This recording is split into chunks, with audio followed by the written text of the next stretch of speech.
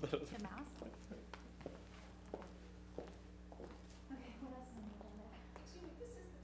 United States of America, and to the republic for which it stands, one nation, under God, indivisible, with liberty and justice for all.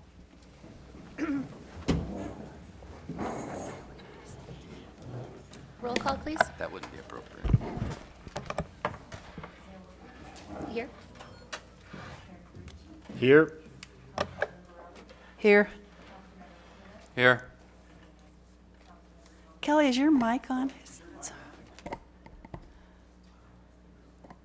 It was red. Do you want me to do that again? There you go. Okay. Okay. Sorry.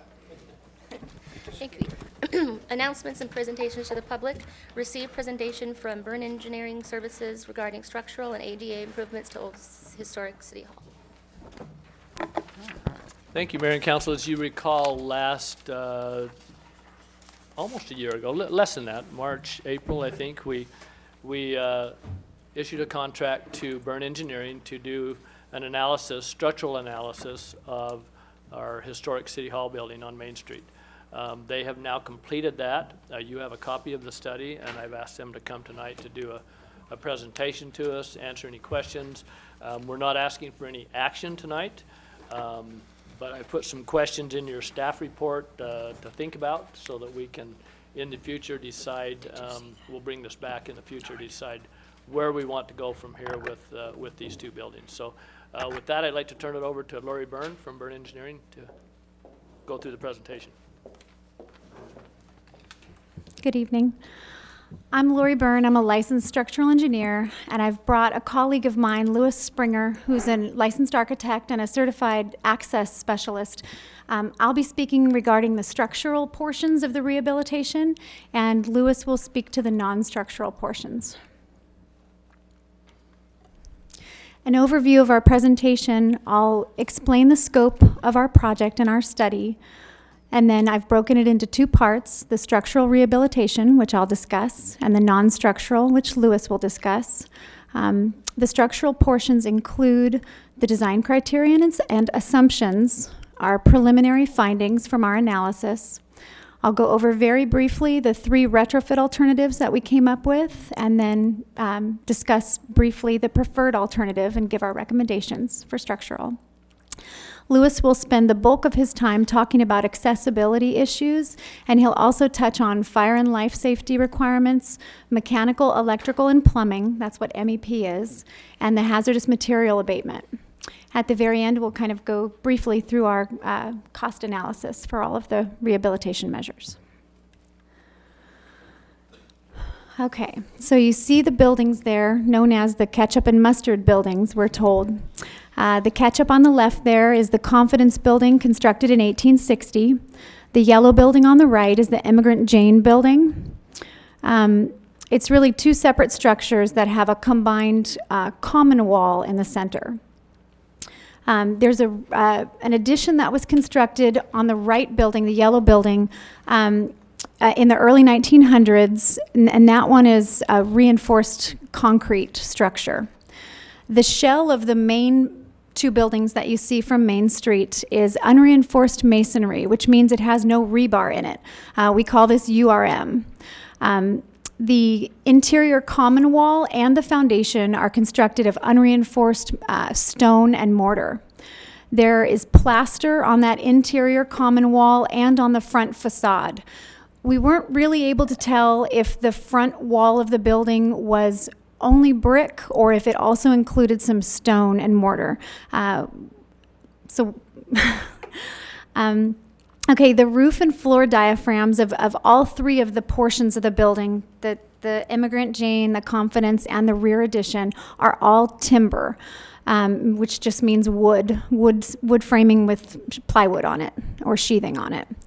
A really important feature of this building is the fact that the floor elevations for the two different sides of the building are offset. They're not in the same vertical plane, so there's about a 14-inch elevation difference between the first floor of the Confidence and the first floor of the Emigrant Jane. And then again, at the second story, between the Confidence and Emigrant Jane, there's a finished floor elevation difference, which creates some issues that I'll talk about later. The Confidence building is on the National Historic Record, so it's important that we preserve the facades and elevations as much as possible, particularly the view from Main Street.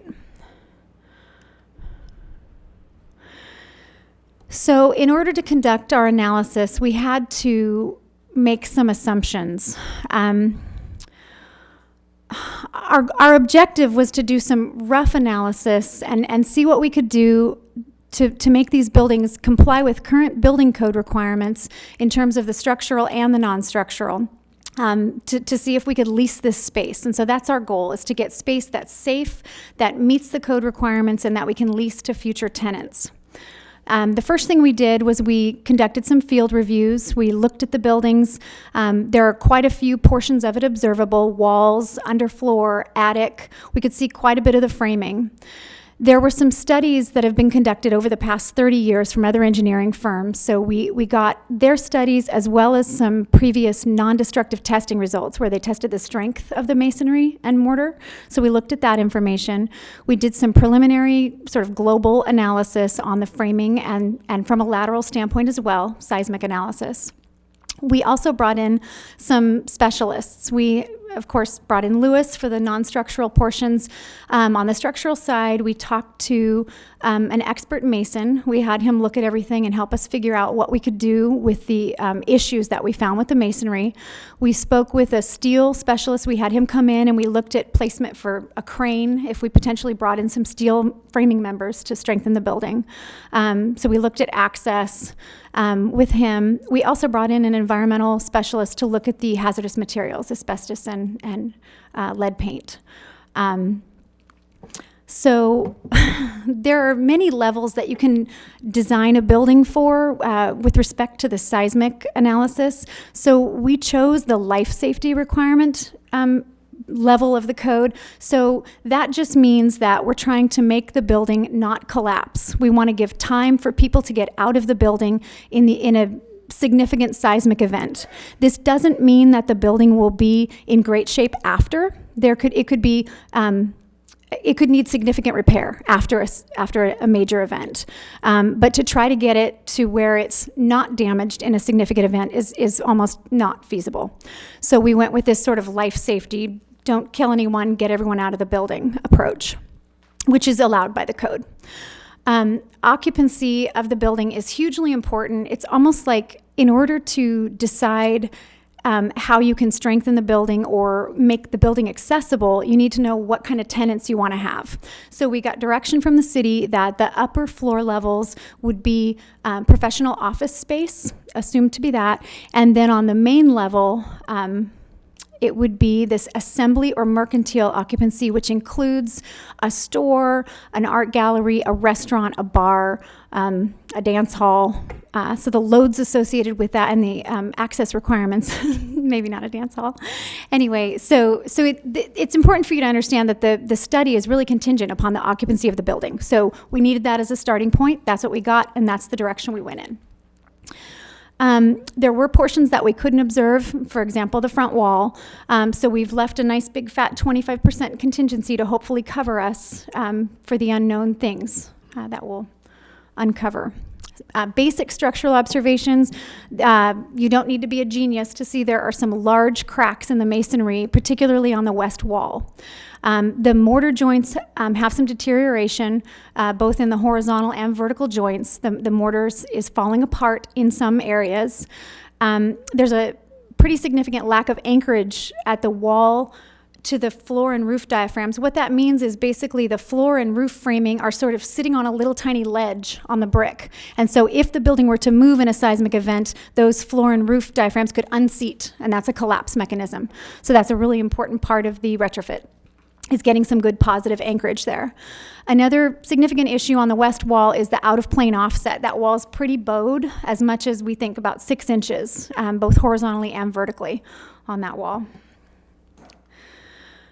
I mentioned deterioration of the mortar joints. Some of the bricks also have some deterioration. There have been previous fires that have damaged some of the inset wood in the bed joints, the horizontal joints, that will need to be repaired. There's a chimney on the west wall that has like this void that allows the ventilation of the prior chimney system, and the wall is collapsing a bit on itself in that voided area, so that will need to be reconstructed as well. Okay, so over the years, people have changed window and door configurations, and in a masonry building like this, there's something called a lintel over a door that carries the load over, it's like the header, basically. And so because they've come in and wiggled and jiggled door alignments, the lintels aren't properly aligned in some places, and the portions to the left and right of the doors are deteriorating and need to be sort of cleaned up for the new door and window configuration to be structurally sound. It's not an aesthetic thing. The parapets on the roof are not braced laterally, and that's certainly required. Okay, so the building code that we used to do our rough global analysis was the historical building code, the existing building code, and a document called ASCE 41, which is for seismic analysis and retrofit of existing buildings. When we did our rough analysis, as expected, the building was deemed to be seismically deficient due to not having a complete load path, the big cracks in the walls, lack of wall anchorage that we discussed, deficient shear transfer, meaning that the loads have a hard time getting out of the roof into the walls and into the foundation. Also some violation of diaphragm aspect ratios. The diaphragms are really long and skinny, so they will need some beefing up to be able to handle the loads. We developed 3 alternatives, and we based our ranking system on constructability, cost, and preservation of the historic aspects. So the 3 alternatives, number 1 was to rehabilitate and properly detail the existing URM shear walls, meaning fix up the masonry so it can do its job and carry the vertical and lateral loads itself. Option number 2 was to go with a timber retrofit strategy where we're basically constructing new timber walls on the inside face of the masonry walls. So we're preserving the masonry as a facade, but it's not a structural element anymore. We would then need to anchor the masonry to the new timber bearing and shear walls.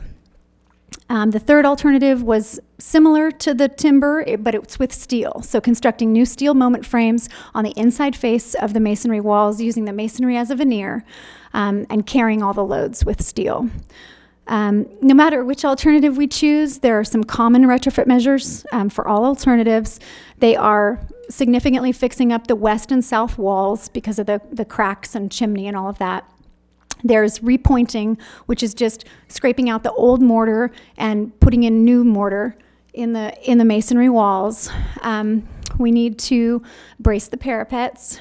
The roof is having some issues. We provided the city with a small letter report 6 or 9 months ago indicating that we did see evidence of water intrusion in the rear addition of the Emigrant Jane building. And so we believe that the roof drainage system is not functioning properly. So that will be something that's fixed, as well as adding new plywood to strengthen up the roof and floor diaphragms. Again, common to all retrofit strategies. So our recommended alternative with the lowest cost estimate and the least intrusion on usable space was fixing up the masonry itself. It's about $1 million, including the 25% contingency. And what this involves, aside from the common measures, let's see if I can do this, the front wall here where there are all those window and door openings, this is Main Street here, and this is that rear addition that we talked about, and here's that back parking lot.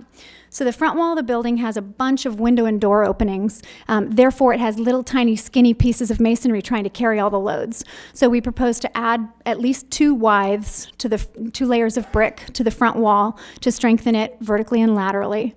Other retrofit measures are the anchorage of the roof and floor systems, the anchorage, because the URM would be carrying all the loads, that anchorage is really important, because in the other alternatives, we were using the steel and timber to carry the loads. We have to anchor those diaphragms in this scenario. The last thing is a maybe. If we can't get the west wall plumb, we'll need to provide a new timber wall along the west wall on the inside face of it, and a new foundation so that we can properly support the roof and floor framing in that area. So that concludes the structural portions of it, and I will have Lewis come up and speak to the non-structural.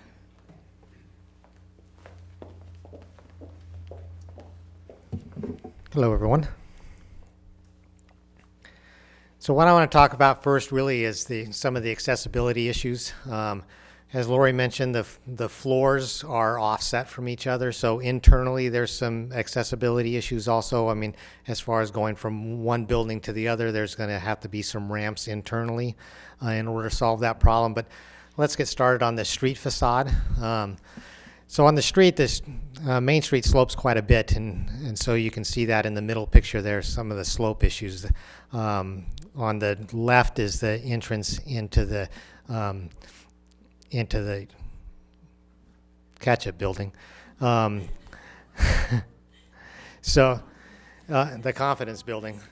And then the door is only about 32 inches wide right now, so because we want to preserve this facade, there's a couple issues with that. And number one, it's recessed more than 8 inches, so we'd actually have to have 5 feet. Obviously, we can't change the facade of that to make that happen, so that's one of the issues there. The issue on the Immigrant Jane building is the fact that there's a couple of steps. You know, that you can see there's a step right here up in there, another step, and as well as the doorway being way too small. As you go around the side of the building, there is an accessible entrance on the side. The problem with that is it comes down this pathway. It's kind of hard to see in this picture, but this pathway is right parallel to the driveway exit. So if you stand there for any length of time, all those cars just drive right over that accessible path. And the other one that's hard to see in this picture right now, there's actually a set of stairs that go up right here. And so, and this stairway too has, I mean, there's the rise and run have problems. There's the hand railing issues are problematic. The width of it is problematic, and it doesn't really address the accessibility issues nor the egress requirements from the structure. In the rear of the building, there's a doorway leading to this set of stairs, and obviously we'd need a platform at the top that's at least 5 foot by 5 foot, and then stairways going down that are somewhat compliant. And this goes right into the parking lot. So realistically, this doorway should probably just go away in the final analysis. And then there's the rear entrance to the building, which has the City Hall emblem above it. The parking lot here, the asphalt parking lot slopes away. There's about a 36-inch rise from where the door threshold is down to where the handicap parking would be. And so we need to resolve that probably through a series of ramps, rebuild this brick area so that there's a flush transition going into the building, so that there's no steps and we get rid of the slope issues and it becomes an accessible path of travel. So some of the non-structural issues that we looked at, fire and life safety, the exiting requirements from the structure, we're going to need to have 2 exits from all levels. So, I mean, if it's 2 different buildings, we have to look at how each one of those buildings are going to exit, not only from the lower floor, but from the upper floor. We'll have to end up adding stairs, most likely outside. There's a couple different options to go with. We could add it at the back, add them to the side, but all that would need to be addressed. We're also going to need to add a fire sprinkler system to the building. We looked at the hazardous abatement, the hazardous materials. There's both asbestos and lead paint in the building, that will be one of the first steps, is to actually do all the hazardous abatement. And then mechanical, electrical, and plumbing. The plumbing that's in there now, there's a few restrooms in there. None of them are actually handicap accessible, so all of the plumbing will have to be redone. The electrical, the main panels sit in the back of the Immigrant Jane building that service both the buildings. They also service the bathroom building outside, and that's included in that. Most likely when we do all the intended improvements, all the internal electrical and lighting will be removed and brought up to current codes and current energy compliance requirements. The same trues with the mechanical systems. Even though the mechanical systems exist, they're outdated and will need to be replaced in order to meet the new energy requirements. So this is just looking at the site in general. It's so an aerial view looking down. The Immigrant Jane building is this building here. The Confidence building is this building here. And this is the public restrooms. And so under the historic code, we are allowed to not have the accessible path of travel as the main entrance, which would be along Main Street. So we would be allowed to have a path of travel, and what I assumed we'd come down here next to the public restrooms, and then build a series of ramps that would actually come up into the structure. Also redo and add some of the parking. I imagine all of the driveway would get restriped. But we'd eat up, there's some parking that's all in this space that's like 2 and 3 deep, and take that parking and actually turn it into the accessible path of travel. So here's looking at a grander scale. So you can see this would be the path of travel down here, over here, up this series of ramps so that we could get to a level at the rear doors. It would be a flush transition in. And then in order to go from this building to that building, is actually build another set of ramps so that we could get up to the level of the Immigrant Jane building.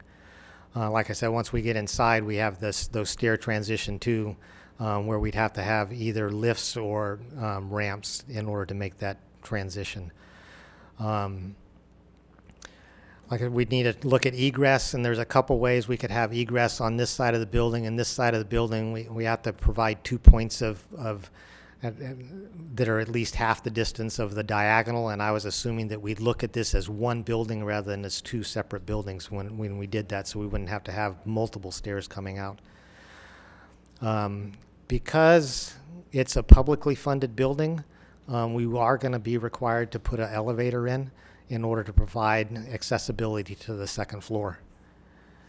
Like I said, the parking, we'd end up redoing and restriping the parking so that we could provide sufficient number of accessible spaces, and they could have access right in front of the cars in order to access both this ramp system and then back out to the public street.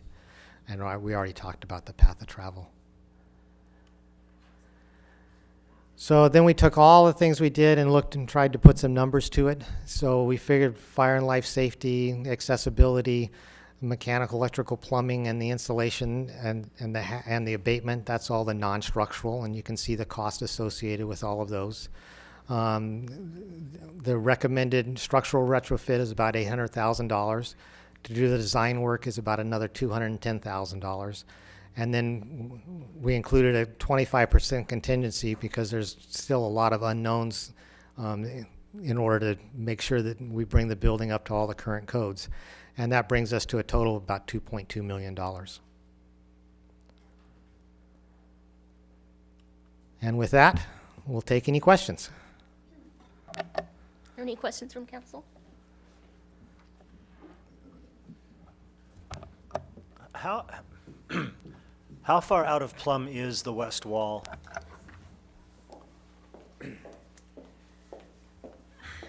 About. Our best guess was about 6 inches. It's difficult to measure, but we had somebody kind of shoot it. And 6 inches on how many feet? 6 inches over the run. Is it 50 feet long? Is that what it Okay. is? Yeah, 6 inches. about 50 feet front to back. And so it's going this way And- horizontally and then this way also vertically. So it's bowing out probably where the floor is, at the floor spot? Do you remember exactly? Yeah, okay. The cost, I mean, it's staggering.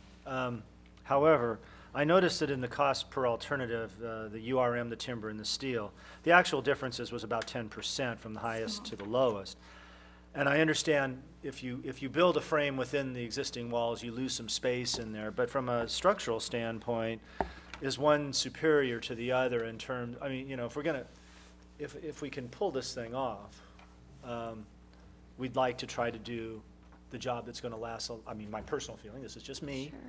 The lasts the longest, provides the best value, makes the building structurally sound for some significant time out there in the future. So I mean, if this was your building, would you go with the steel, or would you go with the timber in the frame, or would the cheapest route, or the less expensive route be adequate?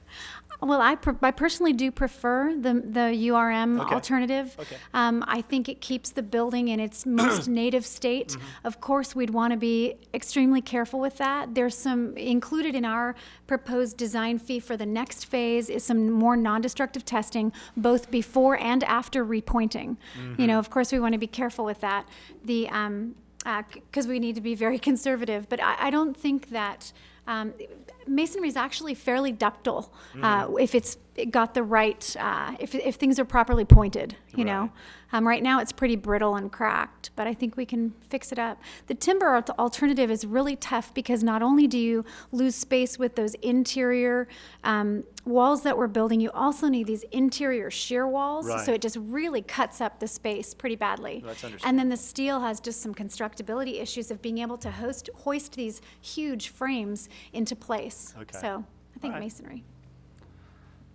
Any other questions? I did. You can go ahead. Ladies first. I just have a real quick question. Do you think you've spotted everything? X-ray view. I sure hope so. Included again in our design fee for the second phase is a peer review. I've put money in to have another set of engineering eyes on it to make sure that we have. So I think so. And I'm not going to hold you to that. I mean, it was a curious question more than Right. anything. It's, you know, sometimes you think you're doing something, you go along and it's like, oh my gosh, you guys, you know, da-da-da. So, Yeah, it's pretty unnerving because I don't want to mess it up. You know, I'm Sure, standing here in yeah. front of you as a And we local appreciate business that, person. I yeah. take it very seriously. I think we've got the bulk of it, and that 25% will be a nice big help if there was an oops, you know. thank you. That's a big oops. Thank you, Madam Mayor. I had a couple of questions. In the cost estimates, after you had told us that we have to have an elevator, is that elevator cost in your final? Yes, it is. That's good news. Those are not low-ticket items. Thank you very much for that. Having been involved for a number of years with a lot of older buildings, frequently we heard, that when something has a designation, whether it's state or federal, that there's a tremendous some people claim that there's a tremendous latitude in the construction codes, the accessibility codes, and what have you, and that if you reach certain levels of historic structure, then a lot of things are relaxed for you. Is that true? And if it is, has any of it been applied to what you're presenting to us this evening? You want to go first? You go first. and I'll Well, follow. it is very true regarding the structural issues. There are different sort of levels of service that you can provide, and really that's almost owner-driven. And that's why we want to make sure that the city is informed if we go the life safety route, sort of what they're getting and what they're not getting. There is quite a bit, it's pretty gray, the historic building code and the existing building code. So as structural engineers, we want to make sure that we've got the collapse mechanisms and the critical life safety measures so that we don't kill anybody. But regarding architectural or aesthetic damage after an event, we sort of don't care about that. I mean, that didn't sound right. We don't. understand what you mean. Yeah. Right, and so I think it's really important to know, though, if you spend $2.2 million to rehab the building, and 6 months later we have a major event, then your building might not be serviceable after that. Okay. I think the question also would be, I'm sure there'll be sidewalk engineers that'll insist that you could do the whole thing for a couple $100,000 and have a tenant in there in 3 months. And, Right. so we will just cross those paths when we get there. One last question.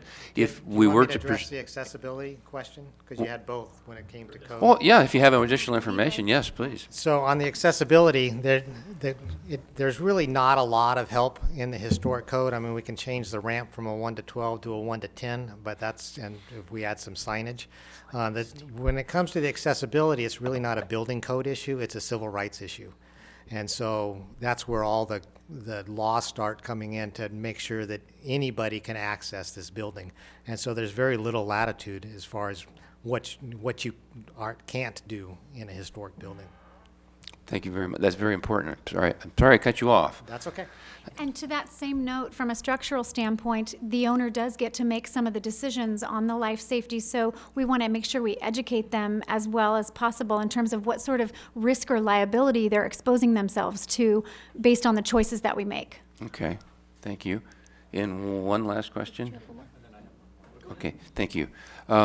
If we were to proceed with the next level with your firm and do some more, I'll call it destructive testing, to really go in and take brick samples and what have you, I mean, so you can develop some values to what's there now.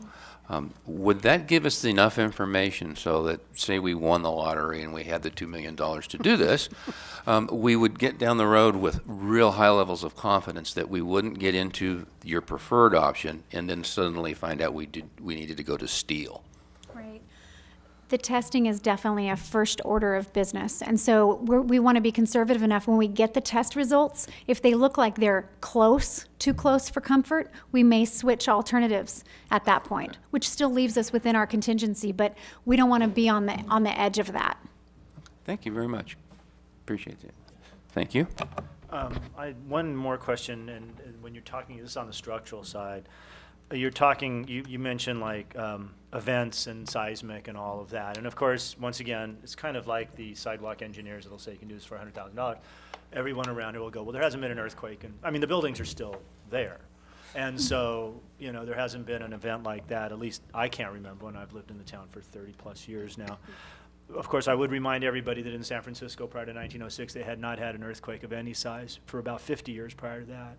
And people that came in and were saying, we really need to think about this, were laughed at. So, Right. you know, we need to be reasonable, but we also need to be responsible in Sure. our actions here. But probability says if we haven't had an Well, event like that, then we're due, right? Yeah, yes, exactly. Even in a area that is not seismically as active as someplace like the Bay Area, or even the Valley for that matter. Okay, thank you. At this time, I'm going to take public comment.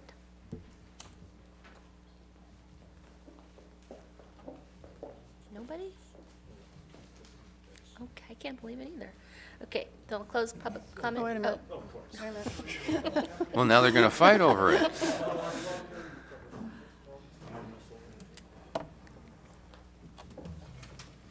Kirk Smith of Placerville. Just to ask you, I wasn't clear when I heard the engineers talk about the next phase and what they could do to build the project, et cetera. And in the private sector, you often, for construction and for even engineering work, sometimes have a second or third estimate come in, things of that kind. This has also had a checkered history, because at one point you had a Blue Ribbon Committee. They made an extensive study. They heard from the public, and then every one of their suggestions was ignored as you voted to sell the City Hall. So what about getting public comments, getting expertise in the community? Because after all, you had one city official declared an affidavit, a sworn affidavit, that the Herrick Building had no historic or cultural value in order to approve a demolition permit. And there were people who said, not only in City Hall, but engineers, the building couldn't be saved. And as you look there now, that doesn't seem to be true. So the public might have more confidence if you did some more public hearings about the various uses for the building, the various options. At one point, one of the matters suggested by the Blue Ribbon Committee was that there be a firefighting museum. Alan Kabelek says he was one of those who suggested it, but he doesn't know where a lot of that memorabilia went. So I'm just wondering if you could consider having some public input beyond the 3 minutes that you have at public meetings like this, but have another study to look at the options for how to handle this. Thank you. thank you. I think, well, we're going to take all the questions. Well, I'd let her, but Carl Higgins, City of Placerville resident. I read most of the report, and I did go through the 30 pages and look it over. And first of all, I think they did a great job in addressing a number of issues that we didn't have addressed or hadn't had addressed 10 years ago or 8 years ago. when we did decide, one of the options that was brought to us by the Blue Ribbon Committee was to sell the building. So having sat up there at the time, I recall that we did vote on that to sell the building, and it wasn't every citizen. It was one of the options that the Blue Ribbon Committee recommended. Reading this report, my assumption would be that we would need to find some form of grant. Either the building becomes owned by a conservancy, like the American River Conservancy does, or an art conservancy that could utilize the building possibly as a museum for themselves, or a firefighter's museum. One of the problems with a firefighter museum is once you put a fire truck in there, there's no room to walk around and look at anything other than the truck, and you're almost stepping on the truck. It was designed by a narrower times and narrower trucks than there are today. But I think we would need to do some additional studies to see what types of grants are available to fund this kind of a preservation, because it obviously is a preservation issue, and I would assume there's funding available for those types of things, possibly for the art museum or some group like that that could utilize it. And maybe it's done in conjunction with the courthouse, where you're preserving that section of the block and it becomes something. So obviously I think we would need to hire a firm that also does consulting in the area of writing grants and the types of grants that are available out there. And this would have to be, in my opinion, it would have to be a national grant, or you'd be going after federal grant dollars or types of dollars or federal types of agencies that produce this for historic preservation. This budget that you deal with on an annual basis nowhere allows us to put up $2 million to create a smaller building that is not utilized by the public. And again, I think that the health and safety issues, we've got to look at those. We've got to look at the seismic events. We've got to look at all of those events and make sure that we I don't know what our insurance policy says completely about earthquakes, but I would assume we have some coverage in the event of an earthquake. So if there was a failure, catastrophic failure, as the engineer said, we would most likely be able to have some funding to rebuild. But thank you. Thank you. Anyone else? Okay.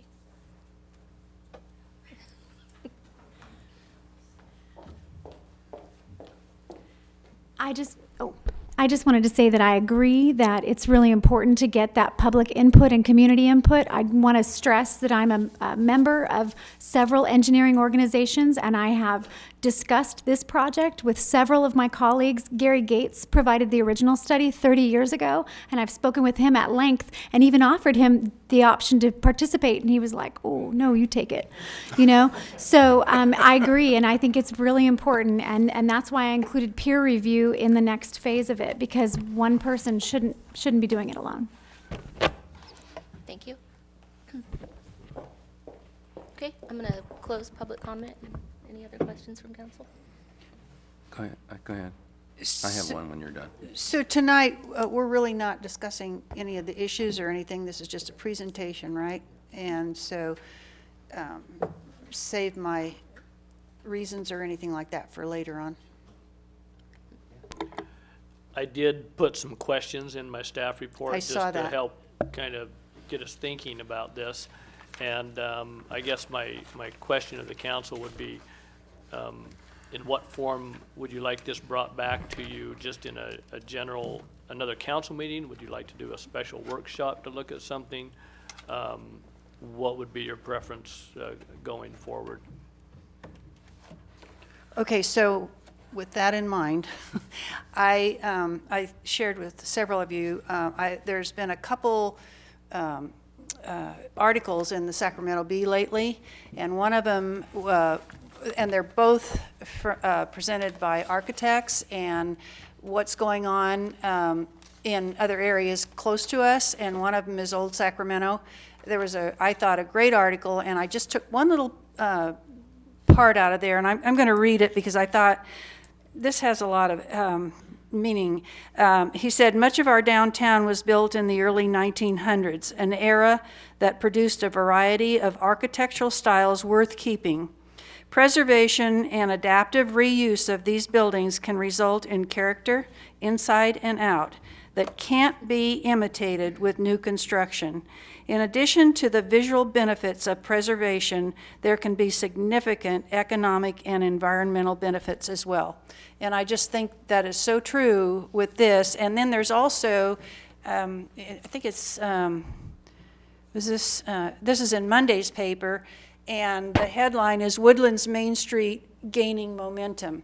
And it's very similar to what kind of happened to us, and now they are just progressing, and to the point where they were given the funding and did build a new courthouse, and what's happening all around that because of that. Fortunately, they have an investor who's come in and he's building a new hotel, and then there's 2 more being proposed, and we've been talking hotels, and just it's on our wish list, and I think it's going to happen that we're going to get the hotel, and he talks about how important that is. So I just think this is a great article, and it's oranges and apples, but it's not. It's very much to what we're talking about. So that's my spiel.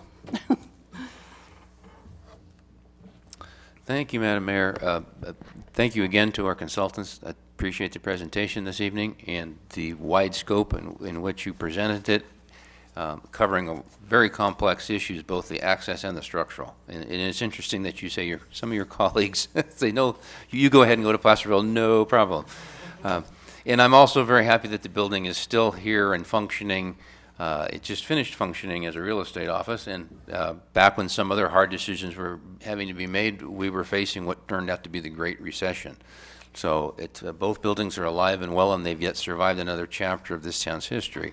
I wasn't present when the council chose this firm and chose to go ahead with this level of report, but I do remember how difficult it was dealing with 20 and 30-year-old reports, which was all the information, and certainly nothing that was put together with this final product in mind. This was obviously done with goals that we achieved.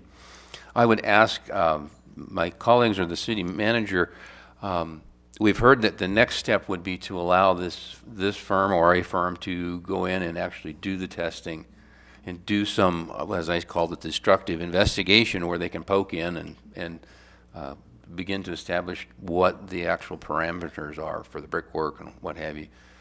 What was our budget thinking last year, or what are we looking at in the future? Because if here we are at a fine point in the history of these buildings with the current information, and we have a courthouse project that's looming 3 or 4 or 5 years down the road, and other potential big changes, and we need to have ourselves ready with these 2 buildings so that they can be put to good use and be able to say as we heard, I think grant funding is probably a very likely process.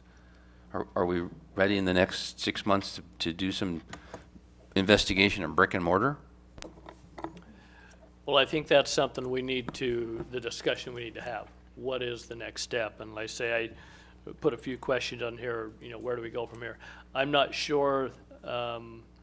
Possibly that's the direction we go, but I think we need to make a decision exactly, what is going to become of those buildings. I've heard several suggestions in terms of how we move, not what the uses would be, but how we might move forward with those. And I think we have to have an open discussion about that, and I think in a future meeting and prepare some options. It's obvious to me. I ran some quick numbers, and I didn't even run them by my finance director. I didn't need to, just to say there's no way that the rent from that building can pay for these improvements. Right. It won't work. Now maybe there's some combination of lease and grants together that makes that work. That might be a possibility, but I think that we need to determine before we decide to move forward with the additional testing, decide what are we going to try to do? What is our goal, and what do we want to accomplish? And as you mentioned previously, at one time the decision was we're going to sell the buildings. I With think me this- voting no. And this council has since said, well, we've kind of pulled back from that. Yeah, I'm so happy. And I suppose that's still an option, but I've thrown out the question, is someone really gonna come up and buy those with a $2 million price tag before they Exactly. can? There's the other side of having such a thorough report. Right, well, And that's, yes, please. and that's kind of where I'm kind of thinking right now, because the only thing I read from our agenda this week was this report when I got it, because I just pulled it out. For one thing, I wondered, what was that thick thing in there? And then I pulled it out and I read it, and it's a real challenge. This city is going to have, the city is going to have to make some interesting decisions, because you have two very old buildings, historically significant buildings, maybe some of the oldest buildings in the state. They date back to 1860, and there's probably not a whole lot of buildings left in California from that era. So, you're sitting there with these two things. My guess is, from an economic standpoint, there's no way that they would justify spending $2 million on them from a economic standpoint. So you have to kind of separate out an economic reality from where your heart is. And essentially what I think the town is going to end up having to make a decision on, and I'm perfectly capable and willing to make that decision with a lot of input, is this is a $2 million charity fund. It's a way of saving a piece of our history that at some point we will decide what can go in there. And it might be a commercial thing. In fact, I think at least commercial then would justify some return on investment. It would probably be 100 years or something. But because this is just to get it stable and to get it accessible. We're not even talking about what you might have to do to turn it into some other function. We're just talking about making sure that when the big one hits, it doesn't fall over. I know that's not what you said. And these are big issues. And so, and I did some digging, because I have friends who actually deal in the grant writing world and actually have done some of this. And one of the things we should not fool ourselves into thinking is that, because one of the things we hear a lot of up on this dais is, oh, well, you can just go get some grants, and then there's this magic grant fairy, and it'll drop $2 million on you, and you'll spend it and fix your buildings. That is going to be very difficult. The kinds of money that we're talking about collecting in one place to do this one task, that money is dear, it's very competitive. It's the kind of thing that in a different time you might have asked your congressman to carry some legislation for you in a evil thing called a rider, and that's how you would have gotten money for a project like this. The current thinking in DC and even in Sacramento is that's not quite as fun as it used to be. I think it's an exciting time, and it's an exciting discussion, and I'm glad to have this information. This is the information I've wanted. I do have one question. We obviously can rent out, I always want to call it the Calamity Jane building, the Immigrant Jane building. We can rent it out because we had it rented out, and I'm assuming we could rent it out again, and we might even be able to rent out both floors. Possibly in that rent out building, both floors. I'm guessing we can't do anything with confidence. I don't believe so, no. I don't think there's, so anything we do is going to have, even if we say, yeah, let's just get somebody in there to help us collect some money, we can put it into a special fix the building fund, that building's going to be empty. And what we've seen when you are, and this gets back to the funding, we need to be very clear about getting that funding, because what we've seen when you try to rehabilitate an old building on Main Street and you don't have enough money, it just sits there. And that's fine, but I would prefer that we not do that. I hope that we can move this thing forward in a way that allows us to fix the building and not just have it kind of like it is today. So anyway, I'm excited about these prospects, but I think we need to be very sober and very rational about how we proceed. Going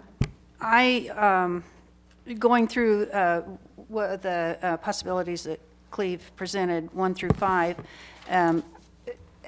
as I said before, I just was so against us selling Old City Hall, and I just kept pounding on it for my entire time that I've been on the council, and here, we've come to this, and I think this is really giving us what we needed to know, probably 9 years ago. But one of the things that we've talked about, and that I keep trying to stress, is that, and Councilman Acuna talked about it too, is that the city hall, the courthouse, the moving of that, And we've talked about this before, that perhaps if that moves, then that would mean that the DA's office would move, and he is occupying our old post office, and I don't know if any of you have ever been in that building, and I really haven't been in it for years and don't know what they've done to it or anything, but it used to be a gorgeous old building too.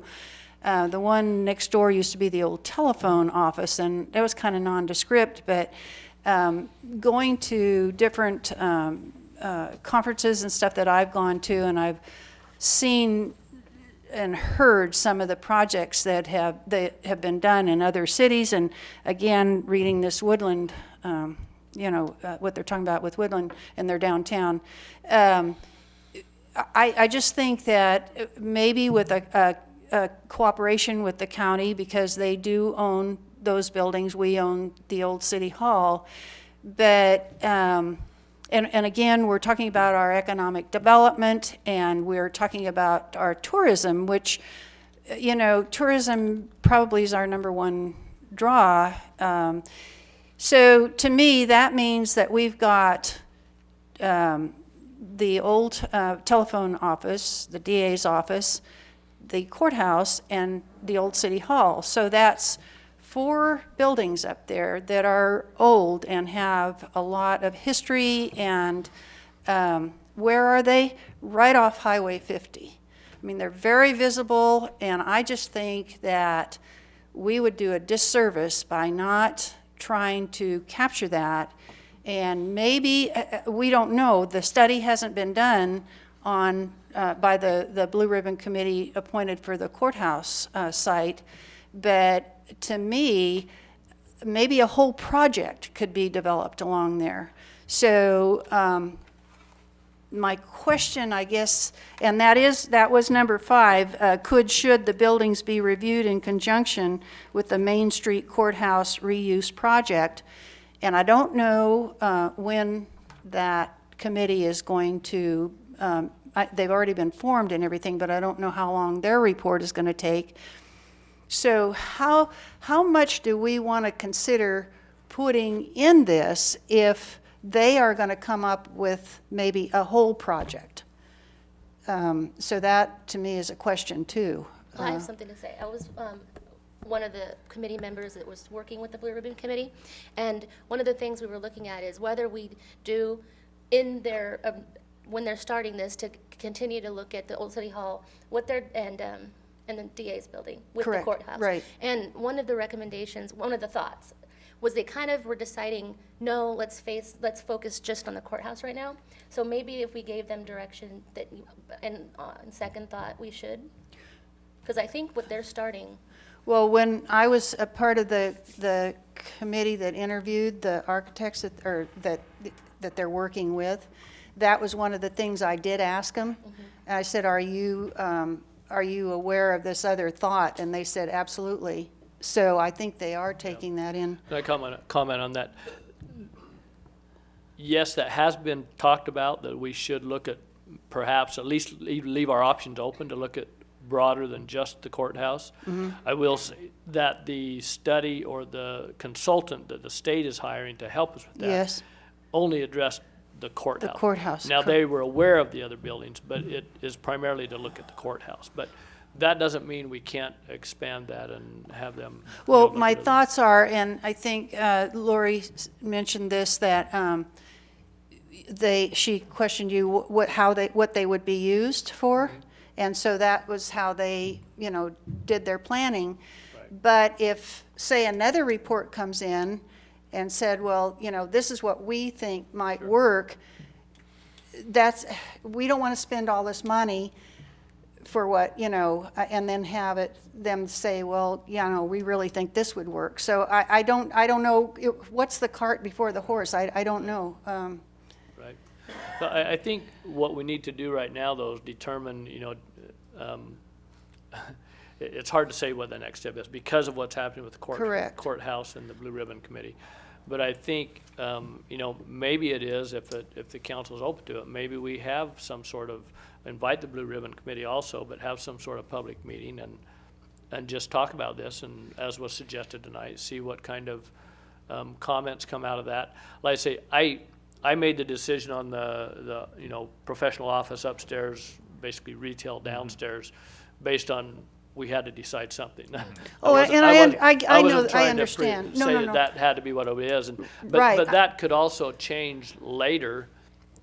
It just means that there may be additional reinforcement, or I don't know where that stands as far as the professional, maybe less reinforcement, depending on what type of use actually we decide to do. But it may also be that we determine, let's build it to the maximum use that could go in there. Right. And then we move forward from Well, there with maybe, that. maybe we need to ask Lori, maybe we need to ask her opinion. Could we open it and bring her back up? Could we ask? Yeah, please. Yeah, really, as much as the testing is important with regard to the masonry, seeing if we can use that alternative, really the next real step is to figure out a use for the building, to propose an occupancy, and it's not just the floor loading, because if we made bar, restaurant, whatever type of thing upstairs, that is twice the floor live load as offices, and that was kind of part of that discussion. But really what it is all the accessibility stuff. Right. It so affects the exiting big time, and whether or not we try to level those upper floors or not. If we have to reframe to get beefier floor framing, maybe we make them flush, and that eliminates ramps and this and that. So it's really like spending the next part of the money on the design, the architectural, like the layout, to sort of like say, okay, this is the shell we're going to build, and these are the kinds of occupants that we're going to look for. That's kind of what I think I was trying to say is, could we just do a shell, and how, maybe that's going to take enough time that by then we'll have the report back from the. But that's what this is. Our proposal is just for a Okay, shell. so It's not a it's built-out not- TI. okay. Correct. Okay, I Yeah. think that's what I was And asking really, it for. was a couple $100,000. It's not a small amount to spend on the architectural and structural design to even get to the point where we begin construction. So it's about Okay. 10% of the cost of construction. So we Okay. want to make sure we can fund the construction before you spend $200,000 laying it out. Okay, all right. Well, and I think we should be very careful about allowing the courthouse to sort of drag us in a certain direction. I mean, that is still many, many years out. And in a path that still is unknown. I mean, there's going to be a building there. There's likely to be a courthouse in another part of town. But, and irrespective of what comes out of those discussions, we have to have a building that's safe and is structurally sound. And I don't think that any discussion that happens over there is going to change that reality for these two buildings, whether they become part of some sort of a lovely grouped thing with that in the courthouse and the other, buildings No, on I the was side just street. trying to project ahead and make No, I sure that we understand. don't do spend a lot of money that Right. later on it's like, oh gosh, I wish you hadn't done it this Of way. course. And so that was just the point I was trying to make, Right. so. But I don't think that anything that they're suggesting in here is that. I think this is literally keep the floors up, keep the walls up, make sure the place is safe. It has nothing to do with, future things. We do want to monitor, though, because as that out of planeness of that west wall, if that continues to bulge, that whole P delta thing, how it sort of creeps Absolutely. that direction, it Right. becomes a liability for the city at some point. Absolutely, I agree.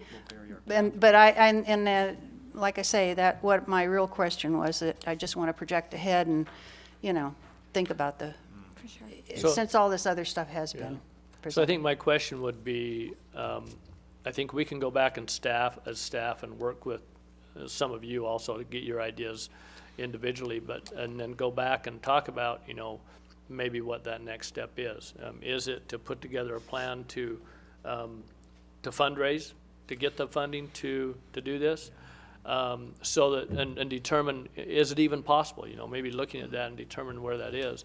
So my question would be, we could do that and we could come back at a regular city council meeting like this, or as I mentioned, we could look at doing a special workshop and maybe bring, the public in, get other ideas as part of that too. So what would be your desire? Okay, so I just remembered one other thing in answer to what John's comment was. I've shared this with you before, but I remember having a presentation at SEDCOR, and it was about, projects, et cetera, and funding. And when I approached them with, and at the time, it was just the courthouse. And they absolutely said no, they were not interested. But then, when I threw this whole project, they said, oh yeah, that would make more sense. And this is just for, they were talking about public-private financing as was mentioned before, where are we going to get this money? And it's almost to the point now where everything that I've heard and I'm being told is that this private joining forces with public is almost getting to be the thing. I mean, it's happening all over, and that might be something we have to look into, is public-private financing. And a larger project would certainly be more feasible than just these buildings, as John is saying, you know, and we've heard it's going to take years and years and years to recoup. But if you had a whole project, it would present a whole different story. So, I mean, these are all things we have to look at and consider, I think. Madam Mayor, thank you. Lori, thank you for giving us the answer to our next step. I was really into doing some destructive testing, but get up there and find out what's really going on in a couple of those walls. It may be kind of scary. I think she's very graciously told us that we need to really determine what our use is going to be so that we can then properly design, create the design that's going to support that use from her structural and also the accessibility issues that go with it. Excellent ideas as far as trying to go after some grant funding. That's a long-term commitment and a long lead time project. Traditionally, a city would have a grant writer person that would just work beyond that, and that would be their project. So perhaps the direction we should give staff is to ask them to bring this back to us in some sort of a workshop so that we can present where we are with our new information today and what choices the city wants to see, the citizens want to see go forward with this set of buildings. And just to clarify for the record, while I was involved with the council before when we were in favor of selling the building, I'm quite happy that it hasn't sold, and I am no longer in that camp, and I'm glad that we are the caretakers for it. So just to clarify that for the record. That would be my suggestion, if whatever's convenient. Yeah, we don't really need a motion, but just council, you're okay with us trying to set a date for a workshop? Probably be at least a month out in order to, we have as you know, the community chat coming up on February 10th, so we'll probably look at sometime in March, I'm guessing, for something like this. So. Oh, one more question, just quickly. I probably will put this back on the agenda just to ask you, would you like us to list the property for lease, the one suite that is empty now? For rent? For rent, yeah. And I'll bring that back to you at your next meeting. It's not. Oh, that's what I was going to ask Lori. If we do rent it, can they work around tenants? Well, it depends on what we're having them do. At this point, we're not asking them to do anything No, but if further. they did, I mean, you know, and are we, I guess if you did rent it? I think it depends on how extensive the work you direct them to do going forward, so. I'm all for finding a tenant. I don't know about anybody else, but. I'll bring it back at the next meeting. Yeah. Okay. Thank you. Okay. Yeah, thank you. Closed session report? Thank you, Mayor Wilkins. Did you Tonight, have the another, council Lori, did did not you have take- another comment? If you do consider releasing that space, I know that tenant left, be aware that you don't meet the accessibility standards, so you do expose yourself to some risk there. Okay, thank you. Thank you very much. And thank you for your report and your thorough presentation. Now, closed session report. Thank you, Mayor Wilkins. The council did not take reportable action in closed session tonight. Okay, thank you. Adoption of agenda? Mayor and council, if I could please, it's been requested that we pull and table till our next meeting, item 8.4. So I would request that of the council. Okay. I'll move the agenda with that thing. Second? All in favor? Aye. Aye. Okay. Ceremonial matters, we have none. Public comment. This portion of the meeting is reserved for persons wishing to address the council on any matter not on the agenda that is within the subject matter Jurisdiction of the City Council. State law prohibits the council from acting on items not listed on the agenda except by special action of the City Council under specified circumstances. The mayor reserves the right to limit the speaker's time to 3 minutes. The mayor will recognize you, and when you come to the microphone, please state your name for the record. You are not allowed to make personal attacks on individuals or make comments which are slanderous or which may invade an individual's personal privacy. Please give any written material presented at the meeting to the city clerk for public record. Do we have any written communication? No written communications tonight. Thank you. Then I'll open up for oral communication. I'm not sure who the city clerk is, but I know. Right over here.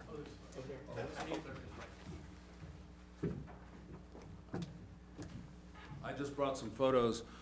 My name is Jim Davies, and I live east of Motor City off of Broadway. Actually, I live off of Newtown Road, and use the Broadway for getting supplies and getting in and out of town. For many, many years now, there's been a problem on Broadway with people walking down the middle of the traffic lane. And so this year, just after Christmas, just before New Year's, when I almost collided with a gentleman with a shopping cart that was in the middle of the road where one of these pictures, or several of these pictures are taken, I decided that I'd just do my own little community service. And my son and I, on New Year's Day, went down. We cut the brambles, the blackberry bushes, with weed eaters and hedge trimmers and chainsaws and stuff, so that these people could have some place to walk. They walk in the traffic lane. They live in the jungles up there, and they have to go to the soup kitchen, and they have to come to town, and so they are in the traffic lane all the time. Right at dusk, it's impossible to see them sometimes. It's very, very dangerous. So shortly after, on New Year's Day, we trimmed the brambles back. The people started to come out of their quarters, and they still walked right down the middle of the road. And my son was a little bit upset at that, and I said, well, you know, they still have to walk out there in the stickers, and it's muddy. It was muddy. And there's a little deep trail there just outside the fog strip. And so I'm not surprised they're not still using the road. We really have to put some rock down. It really should be paved. And it should be wide enough that people could walk down there. So people with their wheelchairs, people with pushing their older men and women pushing their walkers. There you go. Thanks, Pierre. God, he's sharp, isn't he? Anyhow, so I got Pierre out there to take a look at it, and Pierre goes, yeah, you know, there probably ought to be something done here. I spoke to a local contractor to see if I could get some free help, and he was willing if we get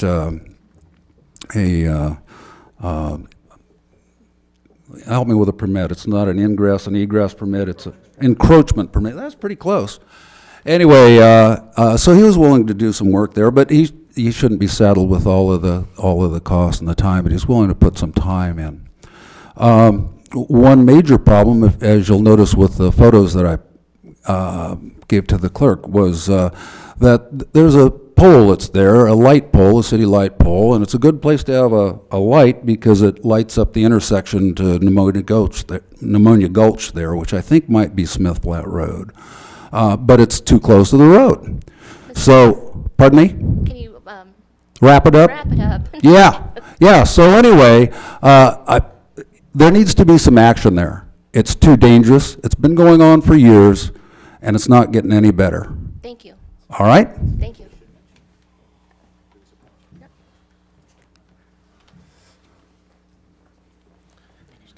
Robert Nelson, 30-year resident, Placerville. Madam Mayor, council members, I'd like to speak to you about a few things. Parking on the lawns, residents, like on Spring Street, the guy's parking on his lawn, driving out, and it's happening in other towns or in other parts of the city also. On the way here, I counted 9 street lights out on Broadway from Creekside Mini Market down to all the way through. 9 streetlights are out. Also, I'd like to talk about Hillside Court and Goldman Lane. The other day, I was picking up some trash over the bank, and I noticed water running out of the side of the bank. And then on Hillside Court, the water comes down the roadway, and it goes into the big right-of-way of the city there where the school bus turns around, and it's percolating down the sewer line, the trench line of the sewer, and it goes cross-country, and it's coming out the side of the road, and it's undermining Airport Road. But this is a result of another road, but that's a result of Hillside Court. It's not the city's problem, but if we can resolve this problem on Hillside Court, it would correct the damage. There's still water coming down the hillside 2 to 3 days later. And then also, somebody's introduced roosters in the area of Hillside Court and Goldman. Is there a code that protects us as residents against this obtrusive noise? They go all day long. And New Year's Eve, there was gunfire on those 2 roads. Probably 50 rounds they were shooting off on New Year's Eve. I can understand 2 or 3 shots, but they emptied out their magazines. And I think one of them was an AK-47. These weapons are very dangerous. 2 police officers were killed. One was in Auburn and one was in Sac County from this exact gun. These are ghost guns that can be manufactured without serial numbers. Also, they were lighting off fireworks. The ATF now is now called the ATF-E. The E is for explosives. It comes from the Schnarf brothers who made the pressure bombs out of fireworks. And so this is a very serious situation. On Hillside Court, there's 8 residents up there. And I'd like the police chief to have somebody go up there and talk to each one of these residents about all these issues. The roosters, the fireworks, and the gunshots. That's not appropriate in this town. And my neighbors are 50 years residents here. They're intimidated from these gunshots and these fireworks, and they're afraid to speak up. So we really need some help on this. And the roosters, I don't know if we need to codify something if there's nothing in code for this. And so we really need some help on this. Thank you. Thank you very much. Thank you. Is there anyone else?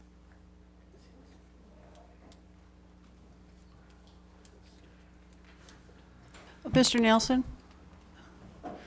Don't leave, because I'm sure the mayor's going to get some answers to you, or have somebody address you. I'm sorry, I didn't mean to. I just wanted to catch him Yeah, before thank he you. went out the door. Good evening, Madam Mayor. Kirk Smith of Placerville. As you know, I'm with an organization that filed suit on July 10th of last year to stop the courthouse from being moved. I've had occasion to review more than 12,000 pages of documents related to the courthouse. All of those are required by law to be disclosed by the government to show what they relied on making their decision. Recently, we found an additional stash of 3,000, all of which are really remarkable in many ways. But candidly, I'm having a great deal of time, Madam Mayor, finding almost anything said on your side of the dais in the last several years that was true regarding the courthouse. I've come in here and provided documents showing that a number of significant statements were demonstrably false, and no one's had the fortitude or whatever else might be required to acknowledge that, oops, we made a mistake, or thanks for the correction. Saying something so outrageously preposterous as the State Judicial Council was seeking to move our courthouse to Rancho Cordova, and then show you documents where the State Judicial Council, a number of officials, say that's not true. You had a economic evaluation study you wanted to have. Most people have a decision first, instead do a study first and then have a decision. You did it the other way around. Apparently none of you knew that there already was an economic evaluation done on the impact of Main Street. And that study that the county did shows that the impact would be between 15 and 75% loss of business within an 1/8 of a mile of the courthouse. And none of you mentioned that there was a second option considered by the Judicial Council. One of them was to have a criminal court down at the Forney Road area. So then I look and see that the appearance by Judge Cushenberry, where she was invited to give this presentation on closing the courthouse, and told that there was only a handful of merchants who had trouble with it, and they've turned around. In essence, the same things said by the mayor, a letter you approved, Madam Mayor. I've gone through that entire list, and I can't find anybody in the list, Madam Mayor, that said their minds were changed. So where did your colleagues come up with that view that somehow their view was changed? The other thing is, I think your estimate from Mark about it being 5 or 6 years out might be very generous. One of the options when it possibly comes back for doing the job over is you could look at an annex where you look at the space right next door on the other side, and you have enough space to build a courthouse downtown with an annex. I've described how it's been done before. Thank you, Kirk. Just to let you know, to help you out, because I certainly know that Mark got 6 or 9 minutes on occasions last year. Judge Cushenberry got 12. So I'll just sum up by letting you know that we'll have an architectural drawings for you next month to show Thank you you. how it can be done. Thank you for your comments. Anybody else? Okay, I'm going to bring it back and get a couple of answers. I want to address Mr. Davies. It's, we have an item coming up on consent calendar. Would the city manager like to address that, or should we wait? How about our city engineer, just to Okay. answer that question regarding what are we doing on Upper Broadway in terms of the pedestrian? Can you just quickly answer that? Good evening. We do have a project, capital improvement project that's planned on Upper Broadway. Currently, it's inclusive of Class 2 bike lanes, which are bike lanes that are adjacent to the roadway, as well as we're allocating some space adjacent to it for what we affectionately refer to as like a little paved goat trail, so a place where pedestrians could walk. However, we have already completed 2 public meetings as part of the environmental and public input process for the project, and one consistent comment that we've been receiving has been the request for pedestrian designated facilities on Upper Broadway. As such, staff is currently about 80% done with preparation of a application for congestion mitigation air quality funds in response to the call for projects that was recently released by EDCTC. The application is due on February 5th, and the funds that we're requesting is going to allow us to build out an actual pedestrian facility on Upper Broadway. Thank you. You're I hope that that helped. Currently, right now, we're in the environmental process. Environmental should be wrapped up around September of 2016. And then we're looking to prepare bid documents. Bid documents should go out to bid winter of 2017 for construction to start spring of 2018. Can I ask? And that ties with, so when you get funding for projects, you have to kind of apportion it based on timing. As the funding becomes available and it gets actually designated, programmed per fiscal year, that's when the money becomes available. So our construction funding isn't available until the 17-18 fiscal year. So we're getting it as fast as we possibly can in order to move forward for the construction. Did you have Real quick question. Yes, ma'am. You said goat trail, and how far up does the area that Mr. Davies addressed, does it go up as far as the turnoff to Smith Flat? Yes, well, it goes from Chanel to Point View is the project limits. Oh, okay. So that's good. Because I know before, in fact, Mr. Davies called me, and I'm glad you came tonight, Jim. In the past, when we tried to do something up there, we were told that we really couldn't accept the responsibility of going up there and making a path, because we had somebody that volunteered. They said, we'll go up there and we'll cut the bushes down and we'll put gravel down, but we couldn't accept that because we were putting too much liability on the city. you know, because it had to be ADA approved and all that sort of thing. So anyway, I shared all that with him, but I'm glad to know about, I did not realize that the grant was going to extend up that far. I'm very glad to hear it. Yes, ma'am. And so it is true. There is not sufficient, I just call it real estate. There's not sufficient real estate width-wise to do that currently. We have two very hard physical constraints, one of them being Caltrans right-of-way, and there's existing retaining walls there that are, the ownership of Caltrans to rebuild them is an infeasible cost to the project. The other physical constraint is the creek. And so as part of this project, we are going through the environmental compliance process, which addresses any kind of biological, environmental considerations, and will allow us the opportunity to appropriately address widening that area where we can to pick up additional real estate to allow for facilities to fit. So we currently don't have enough width. So in the meantime, legally, we can't go up there and do anything to make it any safer, right? We can... Except cut down bushes, maybe? Exactly. It's basically, you know, the vegetation removal is, we're constrained by the amount of space we have up there and available. Okay, thank you. Pardon me. Rebecca, since we've drug that much of a report, and for Mr. Davies' benefit and our audience, what's the projected cost? If we include, you know, you're talking about the construction? No, the total cost to get this accomplished. The whole project, including environmental compliance and design and construction documents and construction management and actual construction of the project, is right around 5.7 million. 5.7 million. Million to get this walkway built.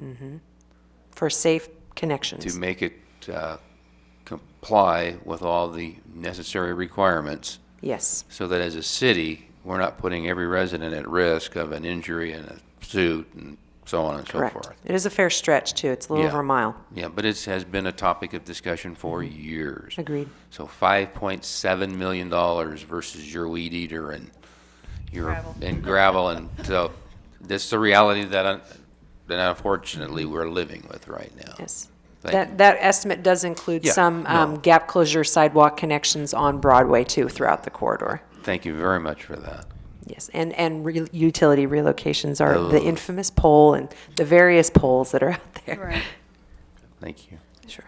Thank you, Madam Mayor. Thank you, Engineer. I think we had another question about, I wanted to let you know, we do have an ordinance against firing guns in the city, and we do not allow roosters. So what should he do? Yeah. I think the important thing is make sure, especially the firing of the guns, immediately call the police department so they can respond. Going out and responding to that now, something that happened on New Year's Eve, is going to be difficult to pin that down and be able to respond to that. Regarding the roosters, our Development Services Department takes those complaints, I believe, and can respond to that one.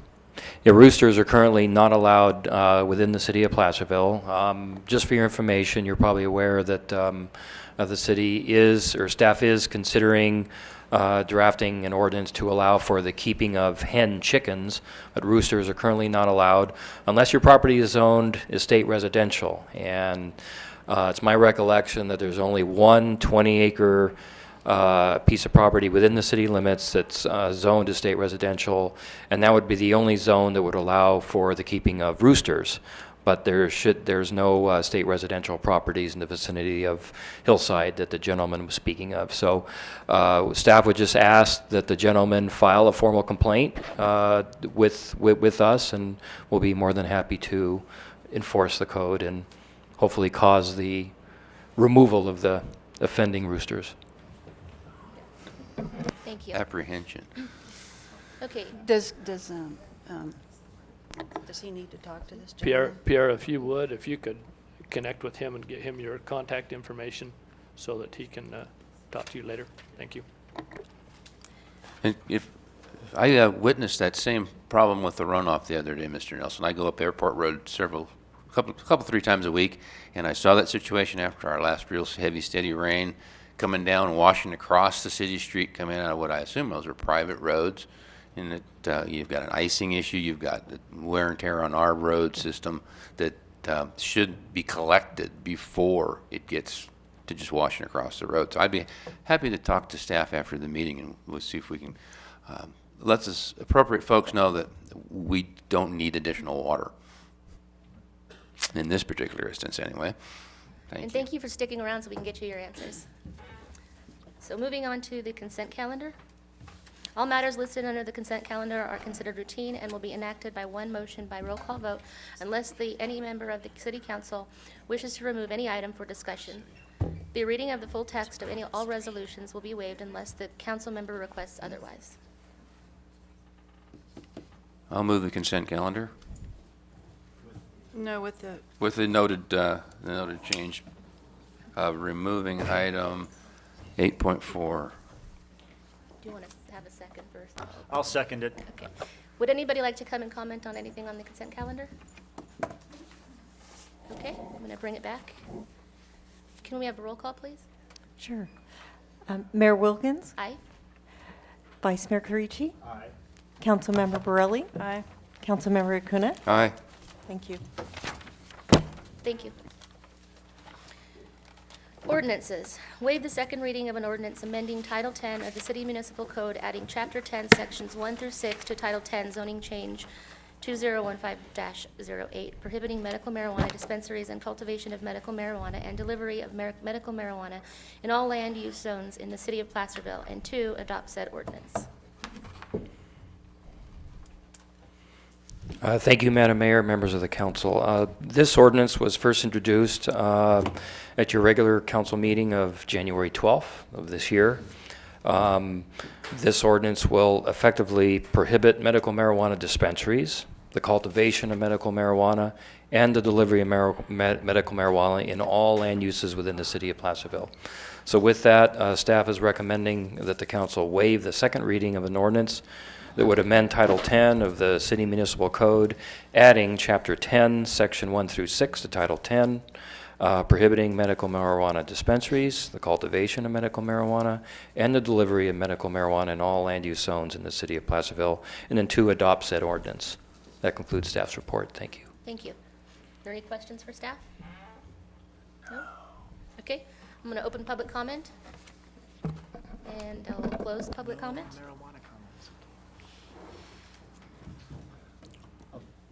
I'll move the staff recommendation. Second. All in favor? Aye. Aye. Aye. Item 12, discussion items 12.1. Adopt a resolution by the City Council of the City of Placerville for increasing city traffic impact mitigation TIM fees consistent with the increase on the engineering news record construction cost index for calendar years 2014 and 2015. Thank you, Madam Mayor, members of the council. The traffic impact mitigation fee was originally established in 1989, updated in 1999, and then updated again through various actions between the 2006-2008 timeframe. The last update occurred on October 14th of 2008, and then there was a numerical error that was discovered by staff and was then corrected by council at your meeting on November 10th of 2015. On October 14th of 2008, the City Council adopted a resolution approving an adjustment to the interim traffic impact mitigation program fees, putting into effect on December 13th of 2008, and that's shown in the table within your staff report. The City Code requires that new development projects pay a traffic impact mitigation fee based upon the number of vehicle trips that are generated by the proposed use. The original ordinance includes provisions in Section 815.8 for the impact fee to be updated automatically in January of each calendar year by a percentage that's equal to the inflation rate upon the increase in the engineering news record, the ENR construction cost index. During the period between 2009 and 2013, the economic climate was very slow due to the onset of the Great Recession, and many projects subject to this fee were either abandoned or delayed due to poor economic climate. Since 2013, there's been an upswing in development proposals and the economy has gradually improved. Rather than fully adjusting the fees to cover the inflation since 2008, staff is proposing to limit the inflation update to a 2-year period from December 2013 through December 2015. The inflation index for this period increased an inflation rate of about 4.41%, as opposed to 18% that would have occurred should we go all the way back to 2008. Although the TIM fee ordinance contemplated allowing inflation adjustment to occur automatically, a government code does require that a properly noticed public meeting be held where all interested parties are available to provide testimony. In that regard, notice of this meeting, including a general explanation of the matter to be considered, was placed in the Mountain Democrat. Included as an attachment 2 to the report is the TIM fees and comparisons, which shows that the city's current TIM fees and the updated TIM fees based on the 4.4% inflationary increase and their relative comparison to the current TIM fees that are currently required by El Dorado County. Should the council approve this increase, the new fees would go into effect 60 days following their adoption. And this action tonight would allow for the new rates to go into effect on March 28th of 2016. Any application not previously submitted and deemed complete as of the close of business day on March 25th of 2016 would then be subject to the new TIM fees. Staff is recommending that you adopt a resolution then increasing the TIM fees consistent with an increase in the Engineering News Record Construction Cost Index for the calendar years 2014 and 15 as shown as Exhibit A to the attached to the resolution. And that concludes staff's report. Thank you. We'll be happy to answer any questions you have. Are there any questions? No? Okay. I want to ask Rebecca, or Pierre. What is, on the back where you have Exhibit A, the traffic impact mitigation fee, shall be on the follows. What's the gas station on that where it says per fuel position? Pump. So it's for each pump that's in a station? Correct. That's for okay. each pump. Okay. Okay. Would anybody like to come and comment? No. Dedicated audience member. Yeah. Very dedicated. I wanted to apologize, Carl Higgins, City of Placerville. I wanted to apologize for the rude public in the background that was making a lot of noise. I didn't hear all of it, and the question I had of Pierre is, does this allow, if the county adjusts their TIM fee up, that we automatically take that increase or decrease commensurate with whatever they choose? The answer to that question would be, Madam Mayor, if I may. Yeah, the answer to that question would be. Okay, I'll close public comment. Oh. You just want me to sit down. You still have 2.5 minutes. Can we get an answer for the gentleman, please? The answer to Mr. Hagan's question would be no. We just wanted to show what the County of El Dorado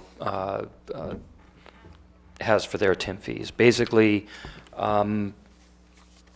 we would increase it annually based on the construction index, but staff is contemplating switching to the Caltrans construction index because the Caltrans construction index is tied more closely to road construction materials as opposed to the Engineering News Record, which ties its construction to lumber and other materials that are typically maybe not seen within road construction projects. So staff is proposing to come back at some future date to the council with a comprehensive proposal to update our TIM fees. Keep in mind that this is just an increase to our interim free fee because originally back in 2008 we were doing a comprehensive update of the TIM fees, which is now wholly out of date. That's for sure. Thank you. Any other questions from council? Let me, thank you. Pierre, thank you for this item and the staff report on it, and I appreciated your sensitivity, if you will, to trying to adjust this in an appropriate manner, since it really was our oversight And not that it would have been appropriate to be increasing fees during the recession, but still at the same time, we have a responsibility to be consistent with how we are collecting these fees and what we're basing them on. So I thought that was most sensible way to approach it, not to try and go for an 18% increase. Right. Go for what is reasonable. And I also understand from speaking with Mr. Morris this afternoon that we are in compliance with the need to have the appropriate nexus in place so that we can clearly demonstrate that these fees are reasonable.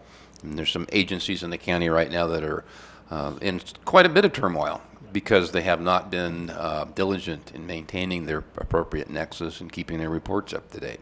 So again, thank you for having all of that current. I look forward to seeing this item updated. And I've heard about this Caltrans Construction Index before. Look forward to seeing that.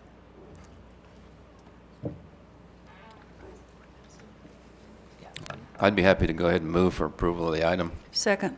Okay, roll call, please. Aye. Vice Mayor Karici. Aye. Councilmember Borelli. Aye. Councilmember Acuna. Aye. Thank you. Thank you. Okay, council reports from other agency meetings. We did not have a transit meeting. Councilmember Borelli on transportation. We didn't have a meeting. Okay. I did go, maybe I already reported. I went with Sharon. I think I already talked about that. Okay, and I think you all saw the news tonight. It's finally, they're talking about the vehicle miles traveled and the proposal for raising money for the, so it's finally hit the news. We've been talking about this for, I don't know, over a year, I think, but now it's come to reality. So they're going to do some tests. And you can, if you're so inclined, if you would like to participate, they give a number that you can call, and so. LAFCO and SACOG? Okay, we did not have a LAFCO meeting. There will be a LAFCO meeting tomorrow, I think, or maybe it's next week. I get confused. You better check your calendar. Yeah, it's on my calendar. Okay. SACOG, we did have a SACOG meeting, and there was a number of interesting things that came out of that. I think we really need to dig in. The cap and trade program in California has been wildly successful, and they have a lot of money, and I don't know if they don't know how to spend it, but they're having a hard time distributing it through the cap and trade program. And one of the things that cap and trade does is it does help with affordable housing type things and greenhouse gas emissions and whatnot. It's been a topic of conversation in the newspaper here recently, and certainly in the city council for a while, trying to deal with that. I'd like to start looking into ways to maybe trying to access some of that money to help us get a better sort of an organizational handle on our affordable housing and moving that ball down the road, because this is potentially, this is one of those rare cases where the state has billions of dollars. I mean, there's just lots of money sitting in this account. Not just for affordable housing, there are a whole bunch of things that feed out of this trough. But there is the potential for doing things with affordable housing. And I'm actually going to start working a little bit with SACOG, and maybe I'm going to chat with Pierre about this at some point to get that, to see if we can move that down the road. There were new committee assignments. I am still on the Transportation Committee, but they also have asked me to be on the Innovation Committee, which is really intriguing, and I reported out on it once a while ago, and I'm going to be the vice chair of that, so that's kind of exciting. And I will announce one thing, and Carl will really appreciate this, and he will know what I'm talking about. I moved up one chair. I know. Yeah, you know what I'm talking about. Yeah, I moved up one Every chair is important. I moved up one chair. I'm almost off the kids' table now. So it was very exciting. I walked in. I was hoping a few more, but I guess the incumbency was very powerful this year. So anyway, it was cool. Life is good. Yeah. SACOG is going to, they have this thing called the blueprint. I'm not going to get into that, and the MTP and the RTP.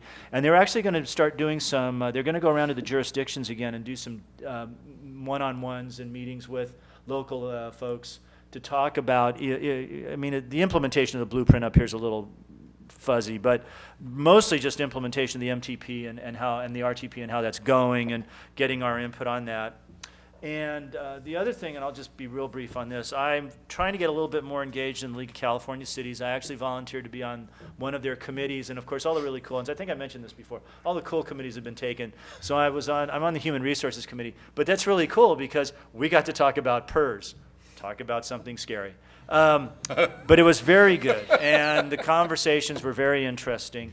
And actually, it's kind of neat to, they do more than just the kinds of things in HR that you would think about. Employee relations is what they call it. There was a report, though, in the general meeting, the budget of the state and the desire of this governor to pay down the state's debts, which is noteworthy.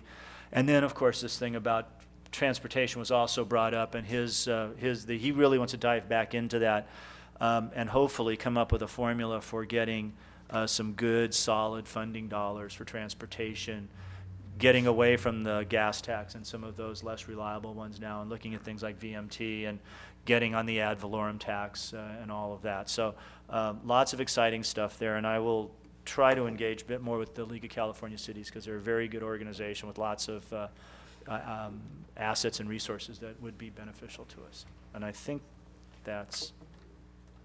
we have a transportation committee meeting next Thursday. Okay. Is there anything from Sagaport? No, we have a meeting next Wednesday. Okay.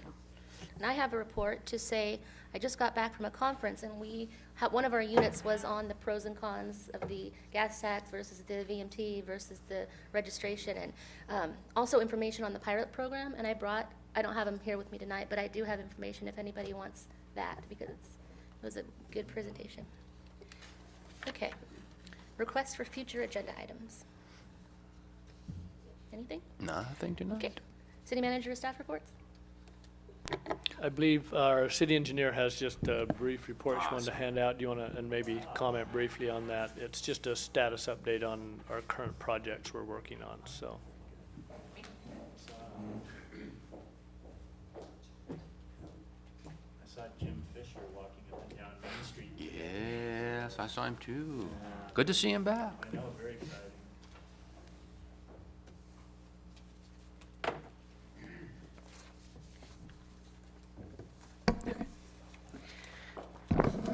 So just quickly, I asked John to pass on to you guys a little cheat sheet. We have quite a bit going on this spring and want to give you guys a little bit of a heads up. We have 7 projects going out to construction, so just wanted to make you aware of which ones. Obviously, some of our favorites, Main Street Phase 2, the pavement rehabilitation project is starting. I believe the estimated start date is March 1st, or March 21st, excuse me. George Reed will be mobilizing. It is night work. And that will be the beginning of the grind and overlay from Main Street to Bedford, or Main Street from Bedford to Sacramento, including crosswalks improvements, ADA improvements, et cetera. And to another project that's hot on our radar is the Blair's Lane Bridge Replacement Project, which is currently out to bid. We're opening bids on Monday. So very excited about that. That includes replacement of the single lane bridge up to Escaton.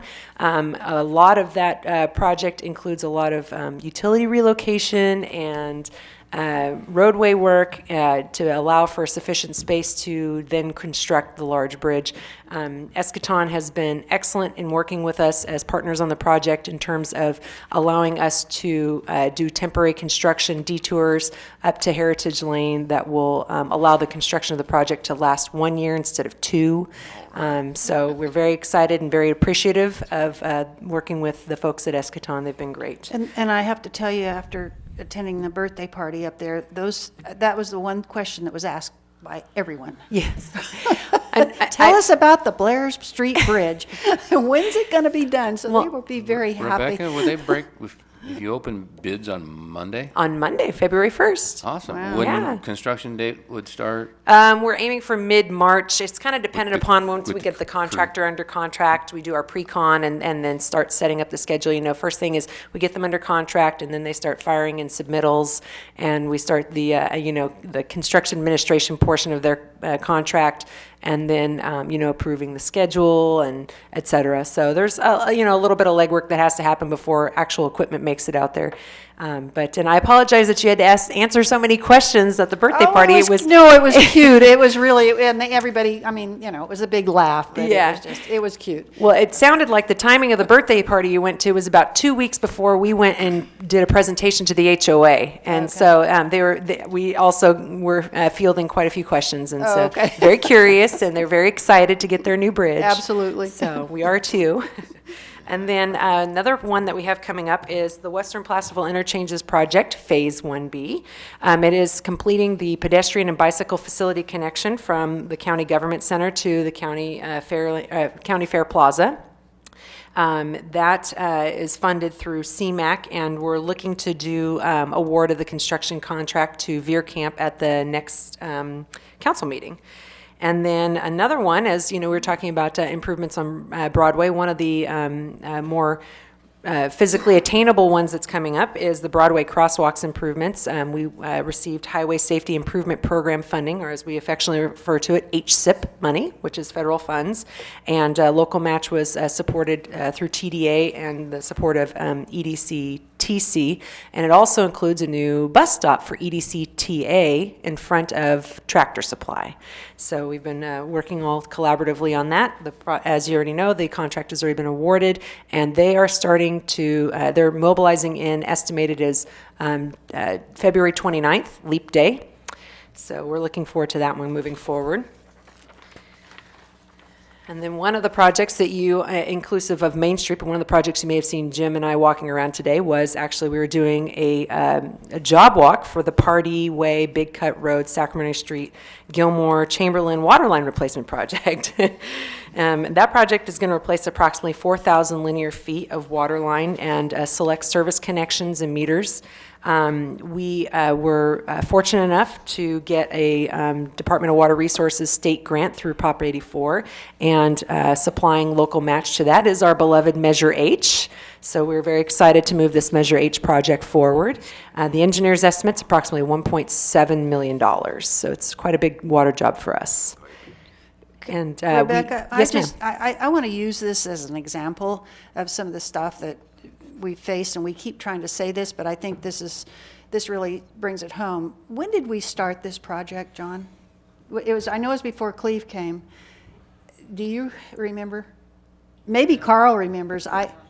It was oh my gosh, Yeah, it's even before that. It's been on the top of the list for a long time. Yeah, so I mean, I just want folks to know how long projects take, and I know sometimes we get accused of not doing anything, but I just think this is a great example of how long this has taken.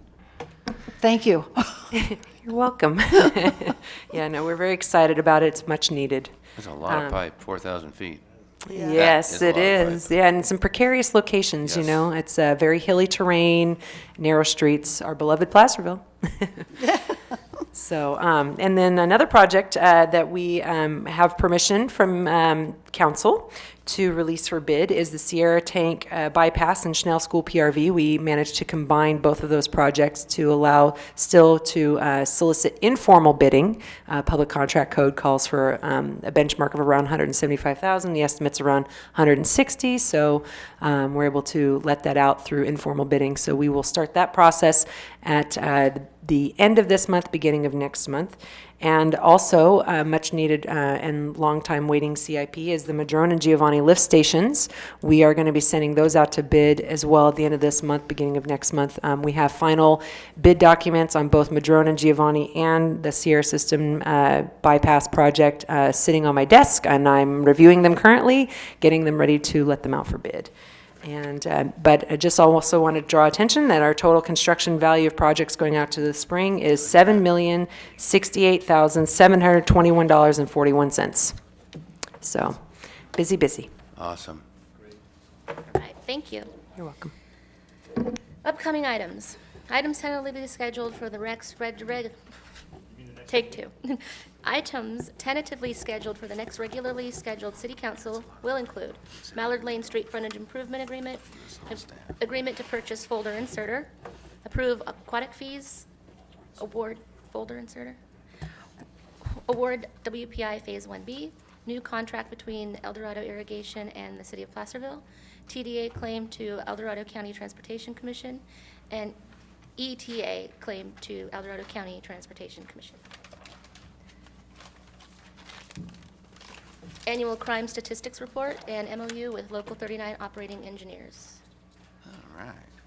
And with that, adjourned. LAFCO is tomorrow. Exciting. LAFCO is tomorrow. Oh. Yeah, I know. No one gets, yeah.